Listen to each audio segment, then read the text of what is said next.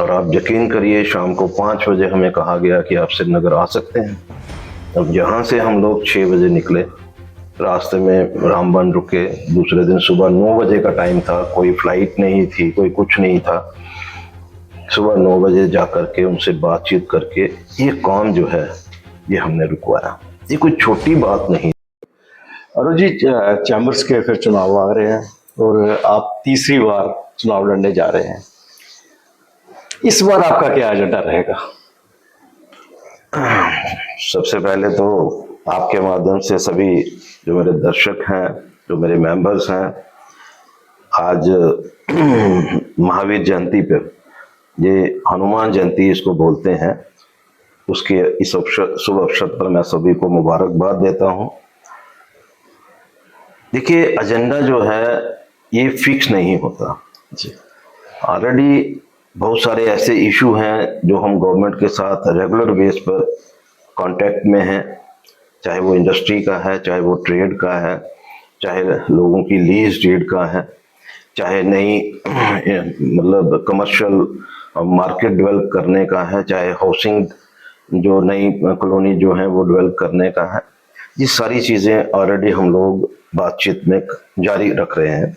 और मुझे लगता है कि जब लास्ट हमारी यहाँ पर एक मीटिंग हुई जिसमें हमने जो सीएम साहब हैं उनको बुलाया था, बिल्कुल, और एक चार्टर ऑफ डिमांड जो है उनके सामने रखा था। अभी की इस बजट में जो उन्होंने जो टर्नओवर इंसेंटिव जो कि एलजी साहब ने अनाउंस किया था कि हम लोग जो एग्जिस्टिंग इंडस्ट्री है उसके सर्वाइवल के लिए हम लोग जो है ये टर्नओवर इंसेंटिव जो है वो हम देंगे इंडस्ट्री को। लेकिन कहीं ना कहीं आज की डेट में उन लोगों को प्रॉपर इंसेंटिव नहीं मिल रहा, क्योंकि बजट में भी ऐसा कुछ नहीं आया। बजट में आया है जी, लेकिन बजट में भी क्लियर नहीं किया गया। अभी की 130 करोड़ रुपया जो है बजट में टर्नओवर इंसेंटिव और जो सब्सिडीज हैं, जो अलग अलग सब्सिडीज जो गवर्नमेंट की तरफ से रहती हैं इंडस्ट्रियल जो यूनिट्स हैं उनको सेटअप के लिए, तो उसमें वो भी इन्वॉल्व है। क्लैरिटी ये होनी चाहिए कि टर्नओवर इंसेंटिव जो है वो गवर्नमेंट जो है वो क्या प्रपोज कर रही है, और सब्सिडी जो है वो क्या प्रपोज कर रही है। ये मैंने अपनी तरफ से उनको रिटर्न में भी मैंने चीफ मिनिस्टर ऑफिस में भेजा है, प्लस नोट में भी दिया। हमारा मानना ये है कि भाई जो एग्जिस्टिंग इंडस्ट्री है जब तक उसको टर्नओवर इंसेंटिव नहीं दिया जाएगा तब तक उसका सर्वाइवल बहुत मुश्किल है, क्योंकि जो नई पॉलिसी है उसके मुताबिक जो नए यूनिट लगेंगे उनको बहुत बेनिफिट है।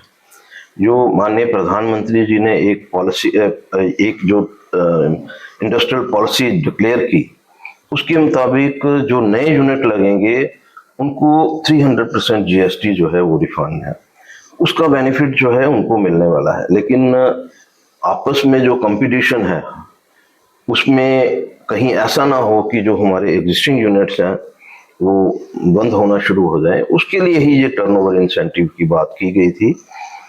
और गवर्नमेंट ने उस समय माना भी था, लेकिन अभी कहीं ना कहीं जो इंसेंटिव मिलना चाहिए वो नहीं मिल पा रहा। यहाँ फ्रूट मंडी, सब्जी मंडी, लीज डीड की बातचीत चल रही है। गहू प्लाजा में भी वही पोजीशन है। लीज डीड पॉलिसी जो है वो अभी तक नहीं बन पा रही है। काफ़ी देर से हम लोग लगे हुए हैं, लेकिन अभी चीफ मिनिस्टर साहब ने हमें अश्योर किया है कि इसके ऊपर जल्द एक पॉलिसी बनेगी। और एक जिस तरह से बाकी जगह है, एक प्रीमियम लेकर के हम लोग इसको फ्री होल्ड करने की भी बात कर सकते हैं। बहुत सारे ऐसे मुद्दे हैं जो रेगुलर बेस पे रहते हैं। मैं अगर आपसे ये जानना चाहूँ कि पिछली 2 टर्म में आपकी मेजर अचीवमेंट्स यहाँ पे क्या रही? हालांकि सिर्फ चैम्बर ही नहीं, जम्मू के लोगों भी आपके ऊपर बहुत सी आशाएं लगा के बैठे होते हैं। ये चैम्बर तो है, ये इंडस्ट्री भी है, ये बिजनेसमैन के अलावा आम लोग जो जम्मू वाले हैं उनसे भी बहुत सी आशाएं आप पे लगाए बैठे हैं। मेजर अचीवमेंट्स क्या है आपकी? मैं अगर अचीवमेंट्स की बात करूं, मैं नहीं कहता कि भाई जो पहले हमारे प्रेसिडेंट रहे हैं, हर एक ने अपने अपने जिस तरह के भी इशू उनके सामने आते रहे हैं चाहे वो दयाराम शाह थे, चौधरी साहब थे, चाहे वो हमारे पिताजी लाला बिहारी लाल जी वो भी रहे, जुगल महाजन जी रहे, विजय अग्रवाल जी रहे, राम सहाय रहे, रमेश गुप्ता जो मेरे भाई हैं वो भी रहे, YV शर्मा रहे।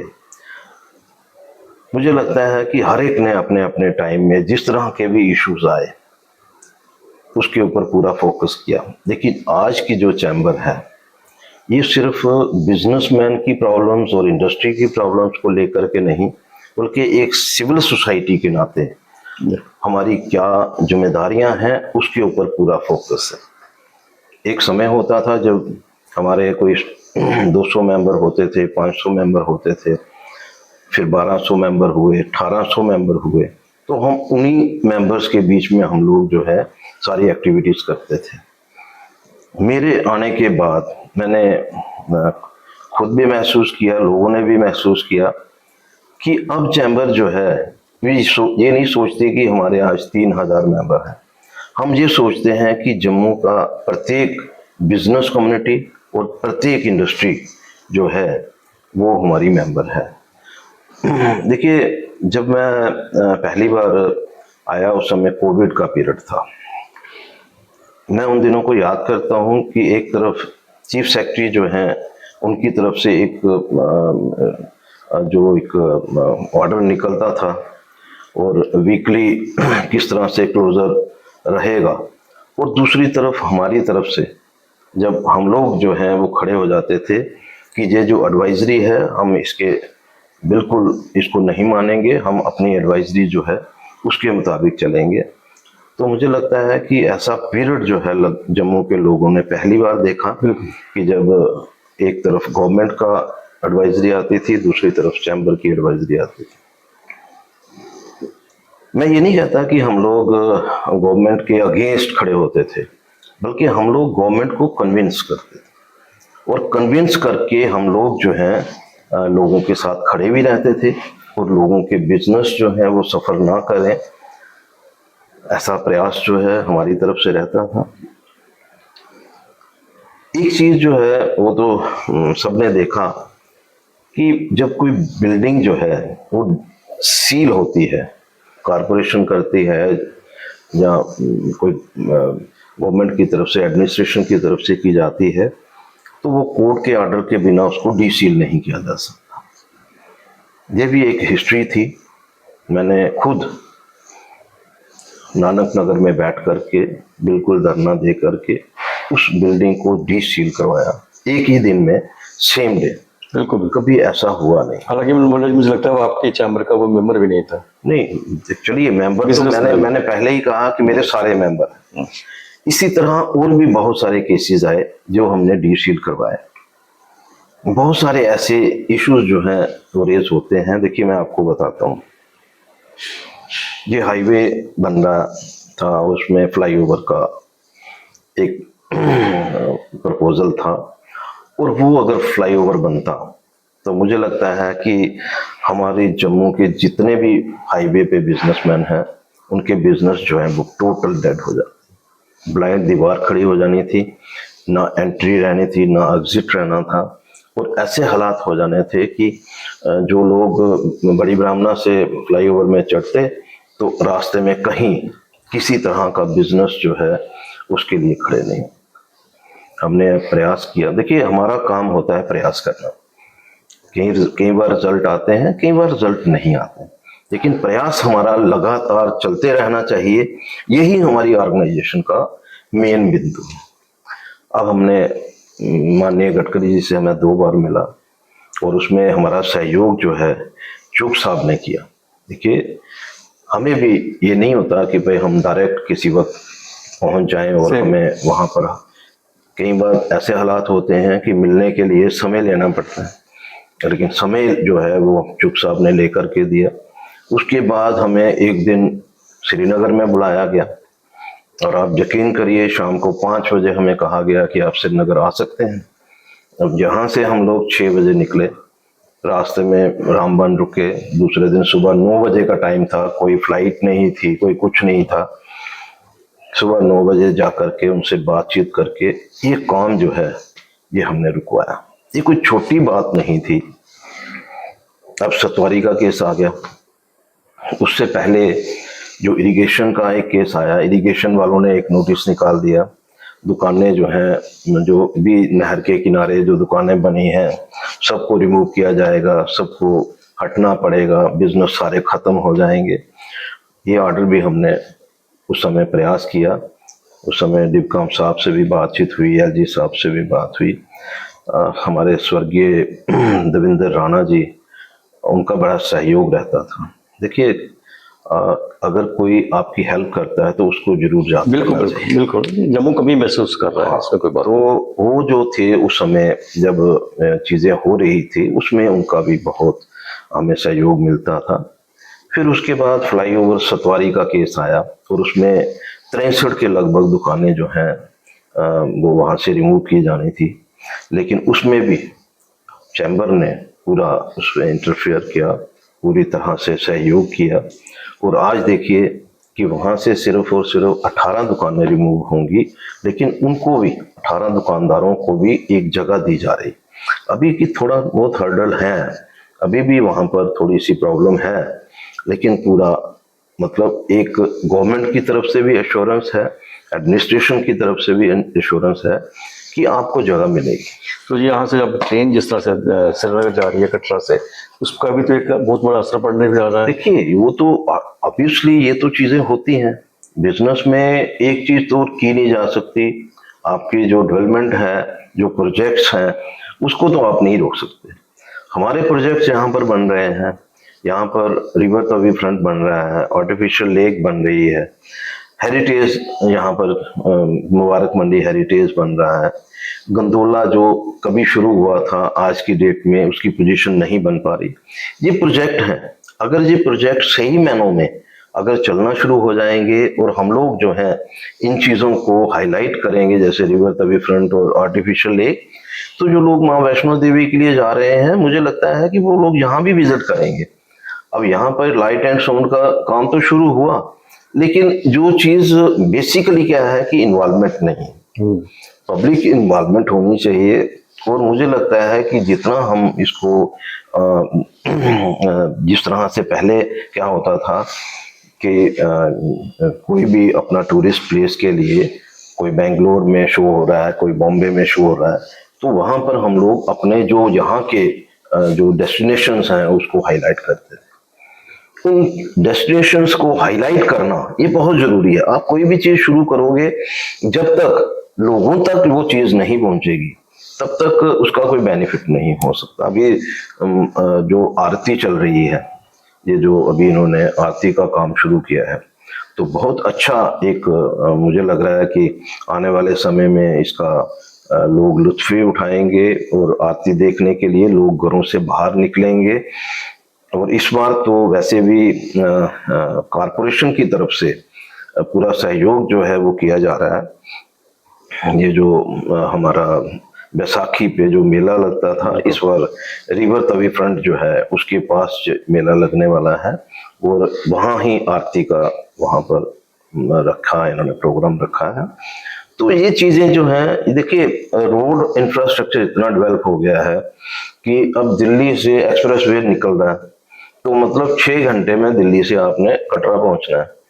और यही यहाँ से मैं कश्मीर में, मुझे याद है हम जाते थे तो 14 घंटे लगते थे, आज 4 घंटे लग रहे हैं। तो ये चीजें रेसिप्रोकल हैं। हो सकता है कि इन चीजों का हमें बेनिफिट हो। जो लोग पहले 14 घंटा सफर नहीं करना चाहते थे, आज 4 घंटे सफर करना चाहें, वो कहेंगे चलो जी हम एक आउटिंग ही करके आते हैं जम्मू के अंदर।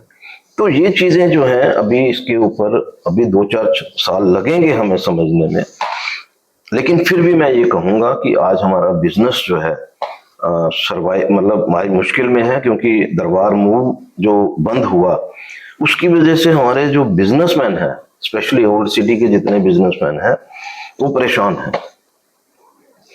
कुछ रेंटेड प्रॉपर्टीज लगती थी, कुछ उनके जो शॉपिंग के लिए लोग वहां से आते थे, वो आज की डेट में बहुत कम आ रहे हैं। और हम डिमांड की है हमने कि भाई दरबार मूव जो है ये फिर से शुरू होना चाहिए। तो और दरबार मूव जो है, दरबार मूव जो है उसको हमें इस नजरिए से नहीं सिर्फ देखना है कि बिजनेस क्या है, बल्कि हम लोगों को एक दूसरे का कल्चर भी, क्योंकि यहाँ तो हम लोग जम्मू अलग हो कश्मीर अलग हो, क्योंकि कल्चर आपस में मिलता नहीं, लेकिन एक दूसरे को कल्चर को समझना ये भी बहुत जरूरी है। बिल्कुल तो सही। मुझे लगता है कि आने वाले समय में बहुत सारी चीजें चेंज होंगी और हम भी उसका एक कोई ना कोई पार्ट होंगे। अरुण जी, थोड़ा इलेक्शंस के बारे में बात करते हैं आपसे। आपने उस दिन वर्किंग कमेटी की मीटिंग बुलाई, उसके बाद एक ग्रुप जो है राकेश गुप्ता का, जो उन्होंने बाइकआउट किया और बाहर मीडिया से कहा कि इन्होंने वही लोग अपॉइंट कर रहे हैं इलेक्शन करने के लिए जिन्होंने वहां दाद लेंगे, उन्होंने आरोप लगाए। और कल एक प्रेस कॉन्फ्रेंस भी उन्होंने की, वहां भी उन्होंने आपके ऊपर ये आरोप लगाया, सबसे बड़ी जगह जो रिगिंग उन्होंने की है वहां पे ये एक आरोप लगाया। और फिर जिसके ऊपर आरोप था कि जिस प्रेसिडेंट ने यहाँ पे रिगिंग करवाई गई है उसी को फिर अपॉइंट किया गया इलेक्शन करवाने के लिए, और साथ में वो मार्कर पेन लगाया गया, दूसरा पेन लगाया गया, सीसीटीवी कैमरा नहीं काम कर रहे थे, ये सारे आरोप उन्होंने मीडिया के सामने भी लगाए हैं। उसके बारे में आप क्या कहेंगे? देखिए, मैं कुछ समझ नहीं पाया इन चीजों को। इलेक्शन एक प्रोसेस है, जो पिछली बार प्रोसेस हुआ वो सबके सामने था। वहां ऐसे हालात थे कि हर चीज जो है वो विजन में थी।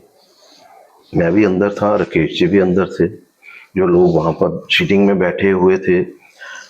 किसी एक व्यक्ति ने अगर ये बात कही हो कि मैंने अपना वोट कास्ट नहीं किया, जहां मैंने वोट कास्ट करने के लिए आया था और मेरा वोट जो है किसी और ने कास्ट कर ये दिया हो, एलिगेशन लगाए हैं। मैं यही कह रहा हूं कि एक भी व्यक्ति जो है वो ऐसा नहीं दिखा, एक भी व्यक्ति जो है ऐसा नहीं आया। एक व्यक्ति को इन्होंने पकड़ा, आप उसकी वीडियो देख सकते हैं, मेरे पास भी अभी वीडियो है उसकी।